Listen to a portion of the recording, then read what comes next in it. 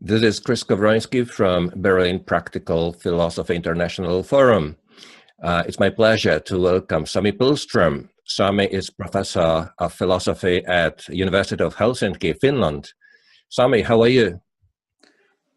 I'm fine, thanks. How are you, Chris? Great, thank you. And let me thank you for joining me.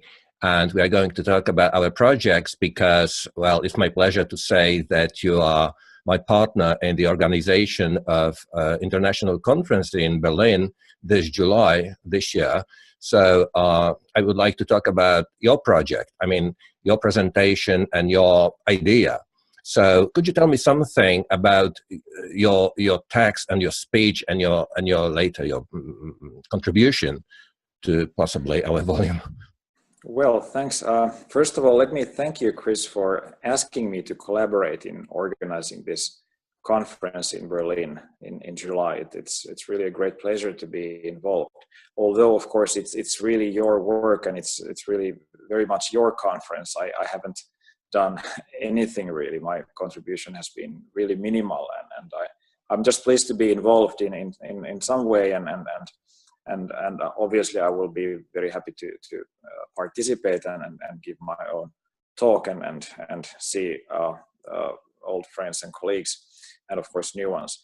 So the overall topic of course is pragmatist Kant, and this is something that I've been working on for quite a while actually, because I've been interested in what we might call the Kantian background of pragmatism, the pragmatist tradition, historically, the ways in which some of the key pragmatist ideas were derived by the classical pragmatists from Kant, or from their understanding of Kant and their reception of Kant, and perhaps also like Kantian idealism and German idealism more generally.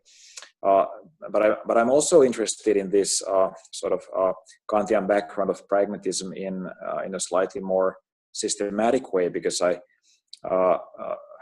I'm hoping to somehow illuminate the ways in which pragmatism as a philosophical approach could actually employ some Kantian ideas and patterns of argument, even the sort of argumentation strategy that we know from Kant called Transcendental argumentation. So that is the sort of overall picture, and now in this particular conference, my contribution will focus on a very specific issue in Kant scholarship and pragmatism scholarship, namely the problem of evil and suffering, which is of course a key problem, a major topic in the philosophy of religion, which is pretty much my field. I'm actually professor of philosophy of religion at the University of Helsinki, and I'm focusing on that field. So some of my recent work in this area is actually on the problem of evil and suffering, and there again. I'm sort of interested in figuring out how exactly the pragmatist philosophers, in this case, particularly William James, how they are engaged with some Kantian ideas and arguments in what they are saying about evil and suffering. So that is sort of my starting point for the presentation, and also this has been a key issue in some of my recent work. I might mention that the paper I'm going to be presenting at the Berlin conference has some background in a recent book that I wrote jointly with Sari Kivisto. It's called Kantian Anti-Theodicy, Philosophical and Literary Varieties. It just came out from Palgrave Macmillan, and there is a chapter on pragmatism, especially Jamesian pragmatism in comparison to Rorty and Rorty's reading of Orwell there, and so that sort of gives you a basic idea of what I'm trying to do in the paper in Berlin as well. Okay, could you elaborate more what you mean by with this connection with Orwell? I think you are thinking about 1984. Exactly, a book that is now gaining new popularity, as we know, thanks to the to the first weeks of Trump in office and so on. Could you elaborate on this connection?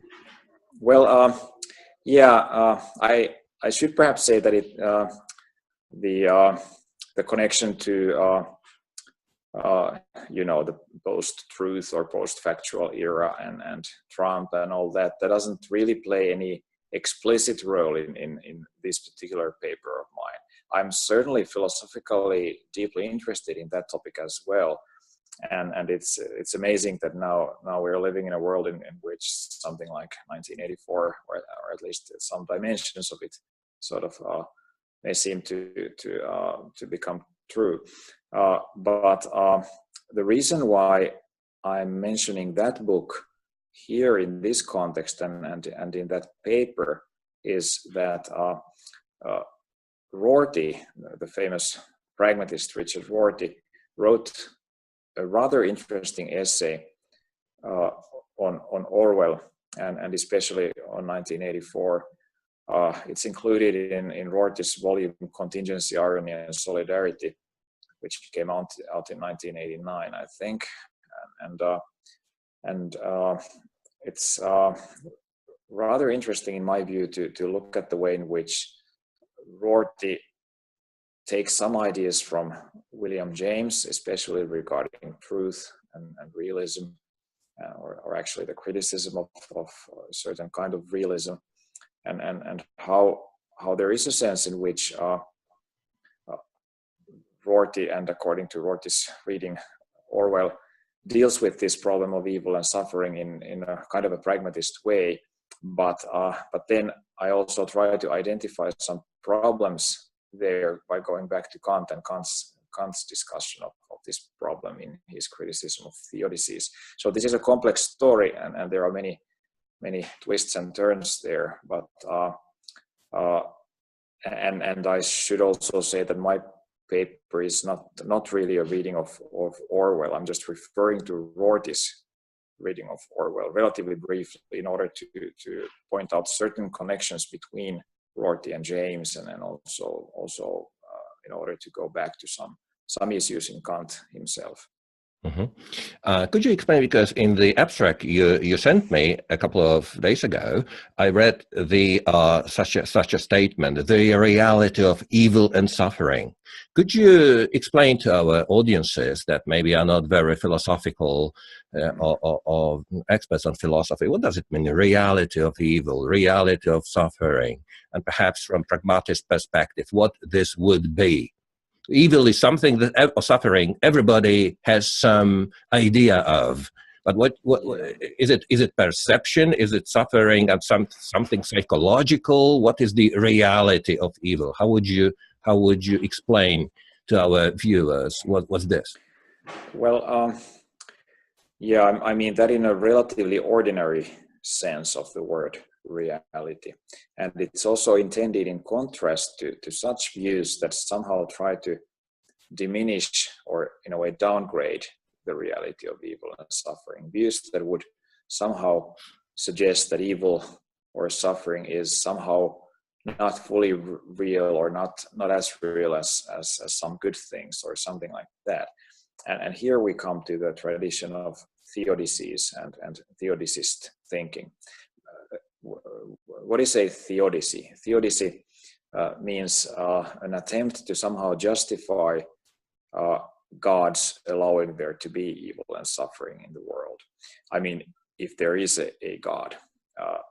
Of course, classically, theodicies are discussed in this theistic context, or discussed in relation to the debate between theism and atheism. So a theist, in a way, traditionally seeks to produce a theodicy, arguing that that there is a reason why even an omnipotent, or omniscient, and absolutely benevolent God would, or at least might, allow the world to contain evil and suffering, even on the rather massive scale that we're familiar with in our experience. So in some sense, at least some theodicies would say that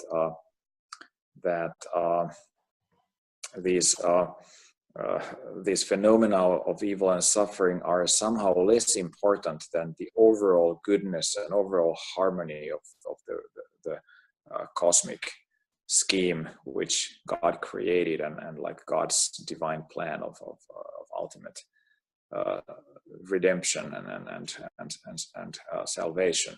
So in some sense, somebody who is defending a theodicy would be denying the full reality of evil and suffering in their concrete manifestations and in the concrete experiences people have about them or have of them. And here we might for instance think about the way in which William James, the classical pragmatist I'm going to discuss in my talk, how he describes these phenomena in, for instance, in Pragmatism, a new name for some old ways of thinking, which is one of his main works from 1907. It's rather interesting in my view that book by James both begins and ends with some discussions of this issue, and he's like really radically opposed to any theodicist attempt to somehow explain away evil and suffering. He is harshly critical of, for instance, the kind of Hegelian idealist theodicies that some of his contemporaries, including Bradley, for instance, or some other absolute idealists who had some Hegelian background, that kind of ideas, he's really very, very sharply critical of those, as well as of the traditional Leibnizian theodicy, according to which we live in the best possible world. And James is telling us to look around us and look at real cases of human lives, real experiences people have, and he seems to be saying, look at this. This doesn't really seem to be the best possible world. There are actually rather awful things happening in the world, and we should somehow take them seriously. Take seriously the fact that they are real. They're parts of real human experience. Mm-hmm. So that perhaps explains my way of using the word reality here.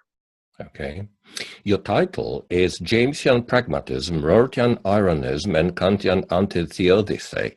Could you explain what is ironism? Because irony is a very popular term. Everybody uses this, but in the philosophical context, it must have a little bit different meaning. Yeah, well, you know it much better than I do that Rorty, of course, famously describes his philosophical approach as ironism, and it's of course only one of the many labels that Rorty attaches to his own philosophical views or philosophical approach. But in this Rortian context, I think ironism basically means, to put it simply, the idea that we have these sort of at least provisionally these sort of ultimate commitments that Rorty calls final vocabularies. We're committed to certain ways of thinking about the world.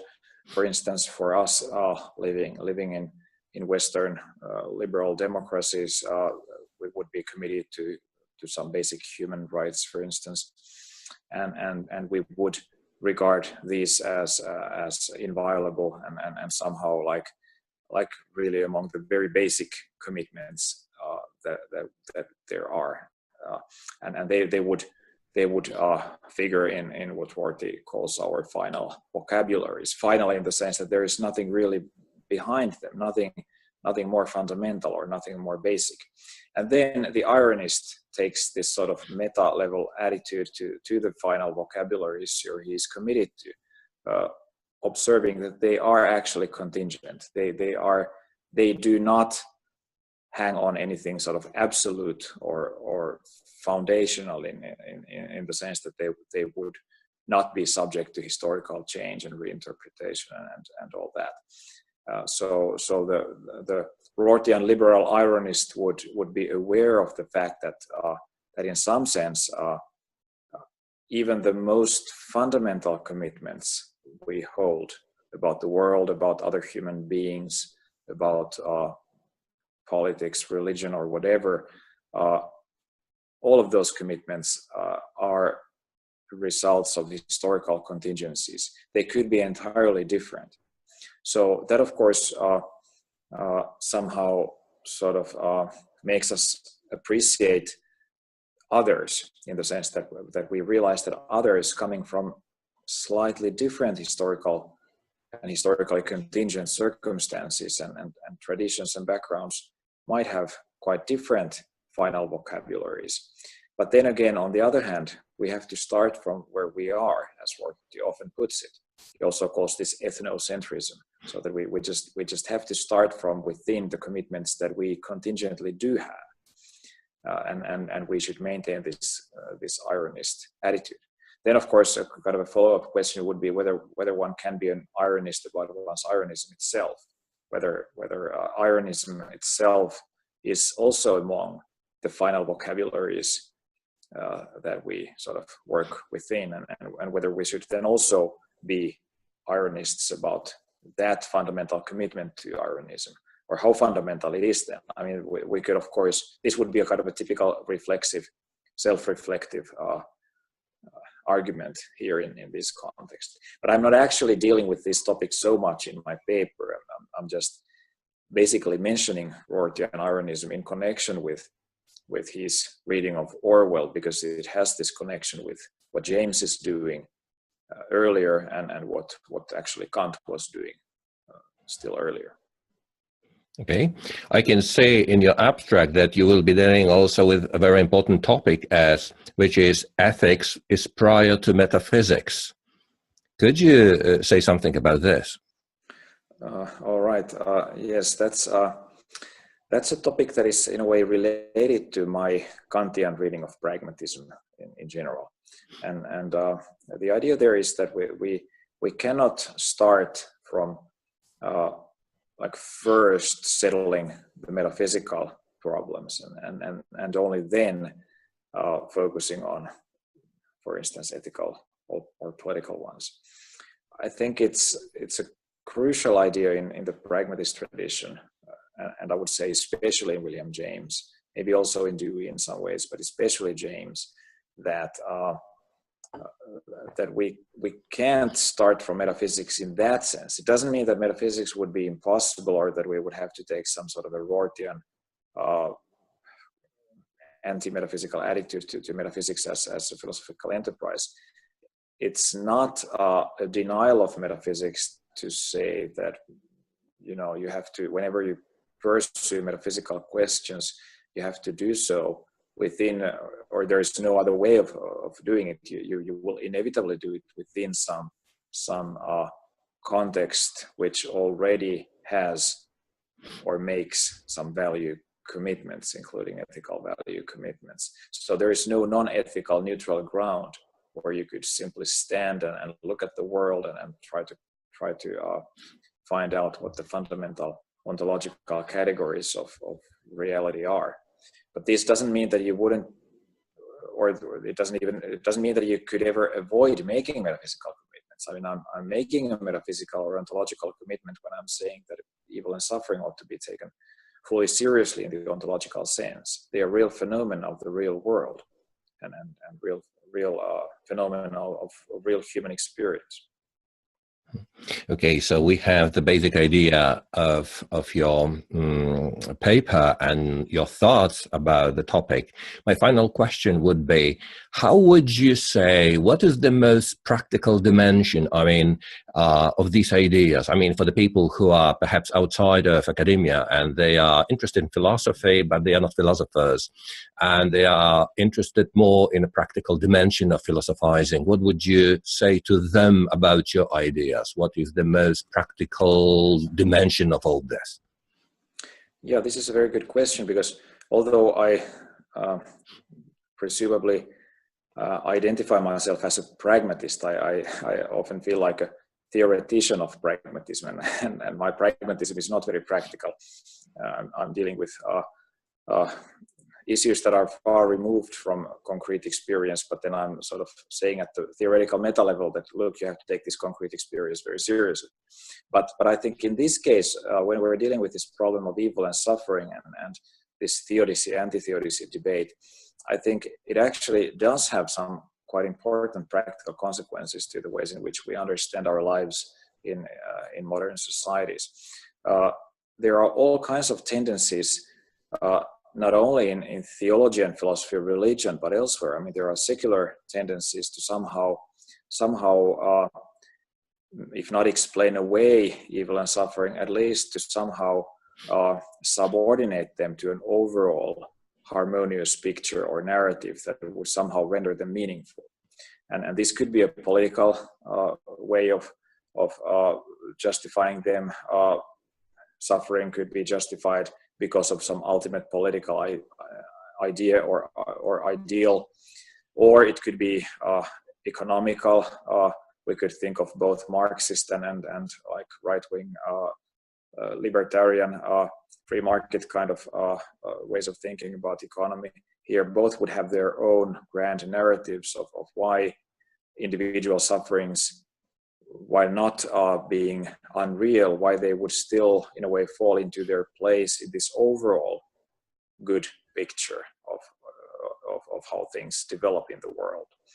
And now the philosophical anti-theodicist, all the way from Kant and Kant's criticism of theodicies through pragmatism, I think all the way up to and including Rorty's rather late twist in the pragmatist tradition, would say that, look, you just have to take these concrete experiences of individuals seriously, in the sense that you can't tell them that your suffering is somehow justified or legitimate if you just consider the overall picture.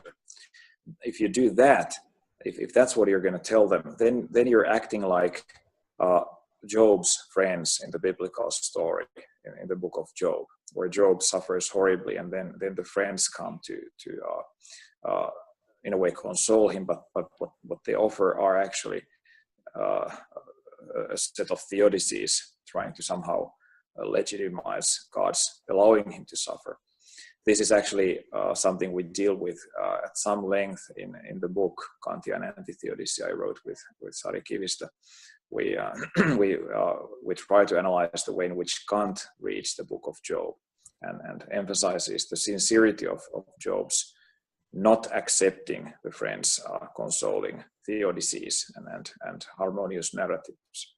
And this has, I think, broad significance in the modern world outside these theological or philosophical questions concerning the problem of theodicy and anti-theodicy, because there are all kinds of rather practical ways in which human suffering could somehow be neglected or not fully recognized, not adequately acknowledged, and this might happen in a variety of different ways, and we need to resist that. That is what it means to take evil and suffering seriously. Okay, Professor Sami Pihlström, thank you very much for your talk. I should add that the conference will be held in July, 10th, 11th, 12th, 13th July in Berlin at Finland Institute. Thank you so much, and see you in Berlin then in July.